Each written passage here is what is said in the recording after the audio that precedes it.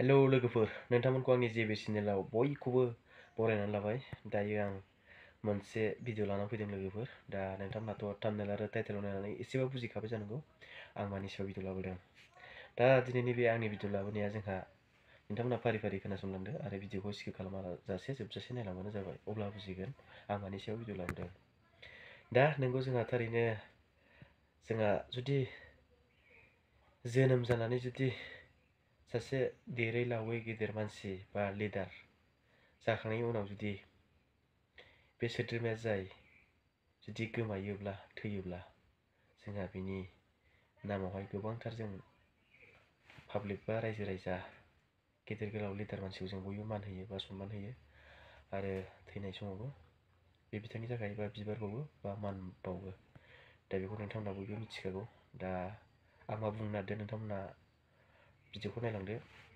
दा जोंहा थिग बिब्दिनो नैबे दानि बिटिआर सरकार बा बिटिआर सरकारखौ दैदेननाय बिटिआरनि चिफ प्रमद बर' सार। दा जोंहा बे बिथाङा 2020निफ्राय लानानै जोंहा नै दाथ' 2025 जाबाय नङा होमबा लोगो नोंथांमोन। दा जोंहा बिटिसि इलेक्सन फैगासिनो दं। दा जोंहा बिटिसि इलेक्सन फैनो नागिरनाय लोगो लोगो जोंहा नैबे एप्रिलनि 8 थारिख खालि जाहैगोन जोंहा बे बिटिआर सरकारा जोंहा 5 बोसोर कमप्लिट जागोन नङा होमबा लोगो नोंथांमोन। दा जोंहा बेवहाय कमप्लिट जानाय लोगो लोगो बिनि नेक्स्ट एप्रिल 9 थारिख जानाय लोगो लोगो बा 9 एप्रिल जानाय लोगो लोगो जोंहा थैगोन। प्रमद बर' सारा थैगोन, गावनो सुइसाइड खालामनानै लागोन। बे बाथ्राखौहाय गावनो बुंनानै लादोंमोन आरो बे बाथ्राखौ आं गोसोखांनानै बुंनाय नङा दे लोगो नोंथांमोन। दिनैहाय सोर बुंदों बिनि थैनायनि सान फालिगोन आरो बेखौहाय 9 थारिखआव थैनायनि सान फालिगोन होननानै जोंहा सोर बुंदों नोंथांमोना मिथिखाबाय जानांगौ। बे जाहैबाय जोंहा आगुनि बिटिसिनि चिफ हाग्रामा महिलारि सार। बे बिथाङा जोंहा बुंनो होदों।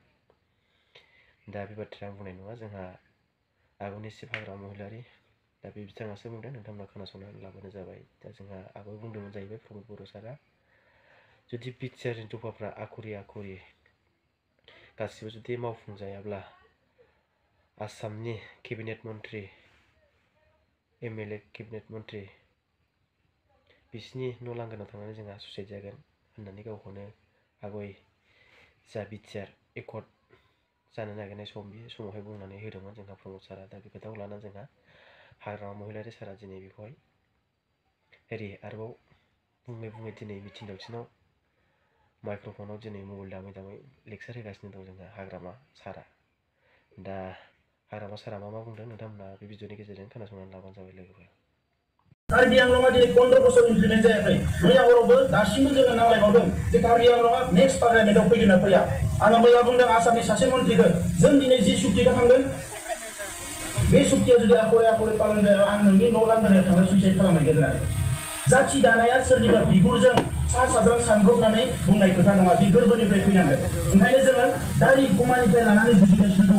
कार्बि आंलंआ दिनै 15 बोसोर इमप्लिमेन्ट जायाखै। मैया हरावबो दासिमबो जोङो नांलायबावदों जे कार्बि आंलंआ नेक्स्ट पार्लियामेन्टआव फैगोन ना फैया। आङो मैया बुंदों आसामनि सासे मन्थ्रिखौ जों दिनै जि सुक्तिखौ थांदों बे सुक्तिया जुदि आखरे पालन जाया आं नोंनि न' लांगोनायाव थांना सुइसाइड खालामहैगोन होननानै। বিটিআর চুক্তিটো যদি আখৰে পালন নহয় তেতিয়াহ'লে প্ৰমোদ বড়োৱে অসমৰ একজন মন্ত্ৰীৰ ঘৰত যাই পেলাই সুইচাইড কৰিম বুলি কৈছে। জানে প্ৰমোদ বড়ো, বিটিআর চুক্তিটো যদি আখৰে পালন নহয় তেতিয়াহ'লে প্ৰমোদ বড়োৱে একজন মিনিষ্টাৰৰ ঘৰত চোতালত যাই পেলাই সুইচাইড কৰিব। তাৰমানে 2025 এপ্ৰিল মাহত আজি 8 তাৰিখ না হয় না নহয়, জানুৱাৰী 8 এই এপ্ৰিলৰ 8 তাৰিখত 5 বছৰ কমপ্লিট হ'ল প্ৰমোদ বড়ো। 5 বছৰ কমপ্লিট হ'ল। সেইকাৰণে কৈছোঁ আমি প্ৰমোদ বড়োৱে যিটো সুইচাইড কৰিব লগা তাৰিখ এইটো পৰিল এপ্ৰিল মাহত 9 তাৰিখত পৰিছিল। 9 তাৰিখত গোলैदों प्रमोद बड़ोना मिथिबाय। 2025 एप्रिल माहत 9 तारिखत परिल। आमी সেই দিনটো শহীদ দিৱস হিচাপে পালন কৰিব লাগিব চবেই একেলগে ডাঙৰ মানুহ না ডাঙৰ মানুহ মৰাৰ সময়ত এইটো আমি যদি শ্বহীদ দিৱস হিচাপে পালন নকৰে কি হ'ব ইমান ডাঙৰ মানুহ চুইচাইড কৰি মৰিব এনে থকা যায় তো কথা সেইটোৱে যেন হওক